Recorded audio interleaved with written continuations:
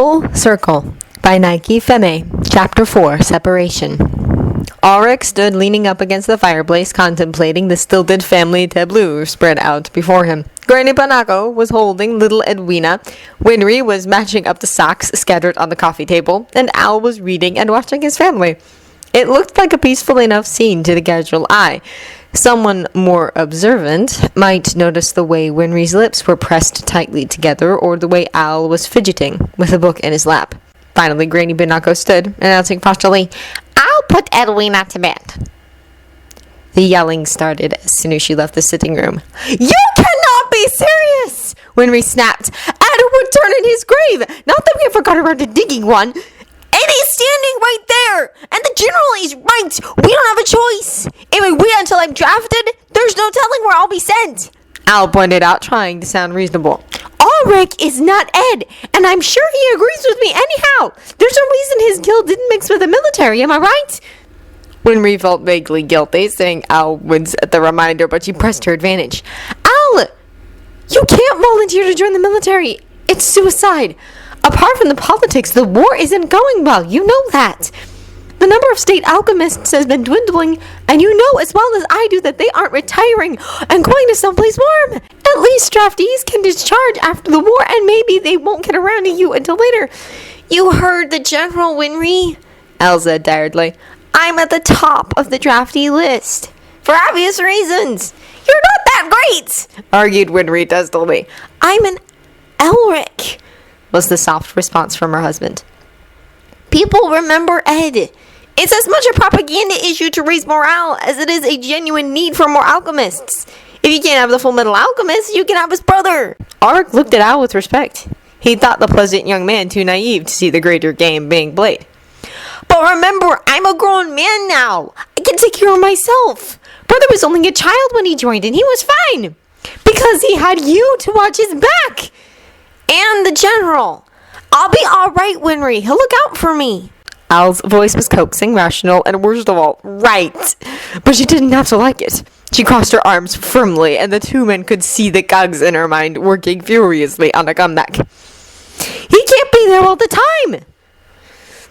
Auric decided this might be an appropriate time to interrupt. "Winry, I'll watch his back." The two of them looked around in confusion. "What?" The blonde man chuckled. "Well, I'm useless here, aren't I? No memories, no real responsibilities, and I'm terrible at housework. I might as well go along with Al and make myself helpful. I am familiar with war, you know." And wasn't Granny Panaco saying something about familiar sights and sounds jogging memories?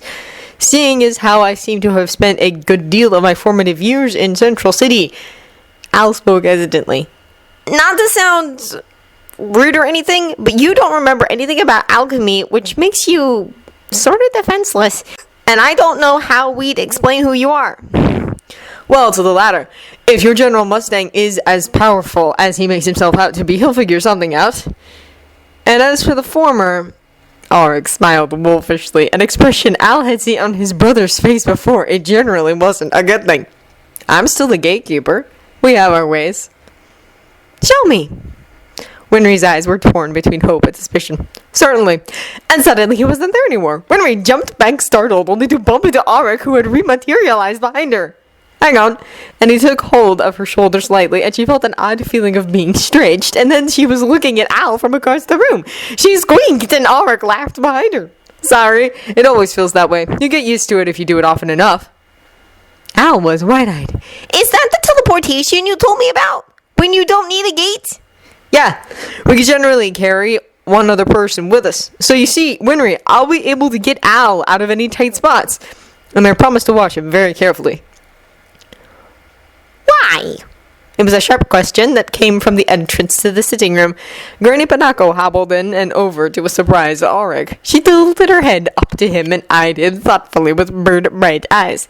"You said so yourself. You have no responsibilities here. And your guild, what you've told us, doesn't seem to place much store in emotional ties. How can you without memories?" His mouth twisted, but he met her gaze steadily enough. "For a point. But this isn't purely disinterested. I've always wanted to know more about my past before I became a gatekeeper. And it seems obvious part of my past is there in the military. I'll be damned if I let those hidebound idiots keep myself from me. And you're wrong about the guilt. We do have emotional ties. To each other. He looked across at Al, and Al almost stopped breathing for a moment because the look in Auric's eyes was just like the one Ed used to give him. That fiercely protective, reassuring, I will hurt anything that touches my brother glare that made him seem twice as tall. I wasn't there to watch Alp, and he died. And I know why I couldn't be there, but that doesn't make it any easier. I will not lose him again. Does that answer your question? He looked back down at the old lady. She looked at him searchingly, then nodded, satisfied. Auric was startled when she abruptly reached up and pecked him on the cheek, a dry brushing of lips on skin. Glad to see losing your memories hasn't warped your conscience, Edward. Well, I'll leave you three to finish the packing. You should get to bed soon if you're catching the first train, Al. Yes, ma'am, murmured Al, dazedly. Auric stared at the formidable old lady, then shook himself mentally. I won't have much to pack, he murmured wryly. But Winry, might I trouble you for some help in sharpening and balancing a couple of things? What? She asked suspiciously. With a smirk, he bent over and pulled 2 long daggers out of his knee-high boots. These, and then there were the short blades concealed in his gauntlets, and these 2. And he headed over to his cloak hanging on a peg in the hallway and removed a handful of small metal stars. Must forget those, and wait. He bent over and pulled a little blade from the heel of his boot. Yes, I think that's it. He gave her his best winning smile. So the fence, they'll come in handy while I'm watching Al, too. Winry gaped. You've had those on your person this whole time? With Winnie around? And you never said anything? Auric's grin faded as she began to advance on him threateningly. Al bit his lip to keep from laughing. Auric, you should probably run now. They left the house at what Auric thought was an ungodly hour. His bones were still aching from the after effects of the gate that had started this whole mess. No long-term damage done, though, or so he hoped. It had been a subdued goodbye to the women of the household, Al lingering over little Edwina and promising her in barely audible tones that he would come back. Given the history of fathers leaving in the Elric family, as told to him by Al, Auric could appreciate the concern on Winry's face as she stretched her face up for a goodbye kiss. He was mildly surprised when she pulled him down to her and planted a kiss on his forehead. Be careful, Auric. Watch Al, and watch yourself. He smiled uncertainly. Who'd harm an innocent bystander? Winry's face had darkened, and she tugged on his ponytail deliberately. You're hardly unnoticeable, Auric. The legend of the Full Metal Alchemist is still very much alive, and you... That is, Ed. Well, you were never really the sort to worry about making enemies or remaining invisible. Good to know, Auric had replied flippantly. It would have been terrible to realize I had been a wimp. Now sitting at the train station, he was beginning to regret having said that. People seemed to be staring at him, even though he was wrapped up in his green traveling cloak, and he was starting to crave the anonymity he had had in his own world as a gatekeeper. He huddled into its weather-beaten confines a little deeper and flipped his hood up. Al looked at him questioningly, and he indicated their watchers with a tilt of his head. Al's face closed up, and he nodded almost imperceptibly. Auric almost regretted letting the younger man in on his concerns, but he had to learn sometime or he really would wind up getting himself killed all too quickly in this pointless war. He could see the young man scanning the crowd with his peripheral vision. Another point to Al. He was a fast learner. Finally, Al leaned over. I think they just find you attractive. There aren't that many good-looking young men in town. Auric began to give serious thoughts to teleporting the snickering young man into... Oh, wow. Captain Hawkeye cast a considering eye over the wall clock. She had suggested sending a car to pick up Alphonse Elric at the station, but he had insisted that he could make his own way to Central Command. If he had made his train, he should be arriving shortly. She walked over to her CO's office and rapped smartly before poking her head in. Sir, you asked me to give you a heads up on Alphonse's ETA. Probably another 15 minutes. Mustang nodded distractedly. Good. Show him in when he gets here. He was holding the photograph that normally sat on the corner of his desk, and an open drawer seemed to be its next resting place. Of course, sir. She closed the door silently behind her before letting the mask of bright efficiency drop from her face as she put a hand over her mouth for a moment. She knew very well who the subject of the photograph was. She had given it to him. It had been the Valentine's Day of the year after Alphonse had returned and Edward had left. War or no war, love or lust, as the case might be, was still in the air, and everyone in the office was making plans, except for their CO, which was very odd, given his reputation as a ladies' man. Even Havoc, who was normally concerned about Mustang stealing his intended's attentions, was getting worried. So she'd mentioned it to him, casually, in passing, with the door firmly shut. Everyone's talking about it, sir. Would everyone include you, Captain? He had drawled, looking up from the report he was reading. No, sir. But, sir, permission to speak freely? Have you ever not? No, sir.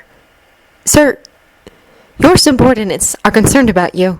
You've shut yourself up ever since the incident with Full Metal and his brother, and it's not healthy.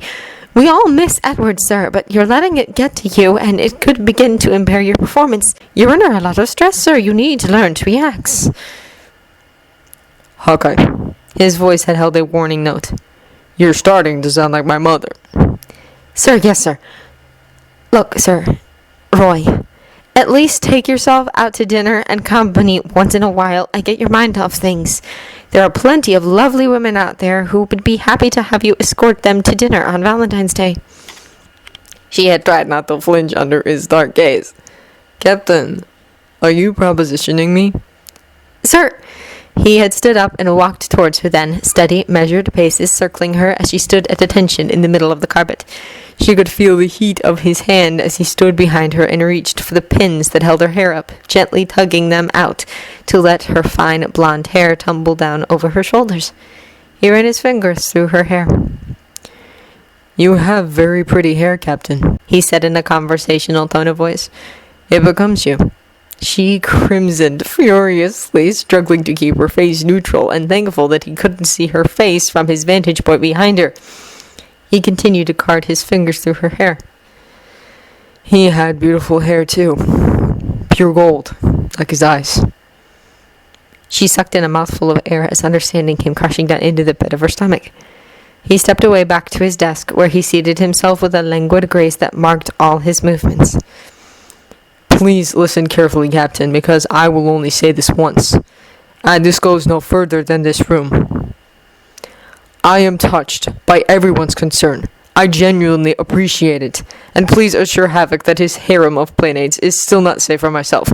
I am an adult. I do realize that certain needs need to be taken care of, and my reputation, I trust, is evidence that I do so. But Valentine's Day is a day for lovers. I do not intend to cheapen the intent of the location with a fling whose name I will not remember come morning. His eyes were clouded now, although his expression never changed. Nor will I make use of a friend, no matter how willing she may be, knowing that I cannot give her what she wants. She had said the only thing that came to mind. Edward is dead, sir. And I never told him. And what never had a beginning cannot have an end, can it, Captain? He had stood briskly then. I'm going to get a fresh cup of coffee. I'll be back in 5 minutes. Would you mind filing those reports on my desk while I'm out? And he had closed the door on her, letting her recover her dignity in the privacy of his office. The next day she had brought him the photograph. Colonel Hughes had taken it a couple of years ago while fooling around in the office with a new camera. In the picture, Edward Elric was smiling as he looked up from a book. He was seated on a windowsill of the library, and the wind was ruffling loose strands of hair that had escaped the confines of his heavy braid. Alphonse was likely standing next to Hughes at the time because Edward's eyes held that soft, warm look reserved for those closest to him. The contrast of light and shadow on his face was striking, and Hughes had murmured, "One of the best pictures I've ever taken, outside of Alicia's photos, of course. Damn, but if you can't see the man peeking out from the child's face, he's going to be a heartbreaker when he grows up." Of course, the truth of the matter would never be known, since Edward Elric would never grow up now. She left it on her CEO's desk later that night in a simple gold frame with a note. Happy Valentine's Day. The next time she saw it, It was sitting on the corner of his desk facing him. He had looked up at her and nodded, and she had inclined her head. No words were necessary between friends. But it still hurt. A lot.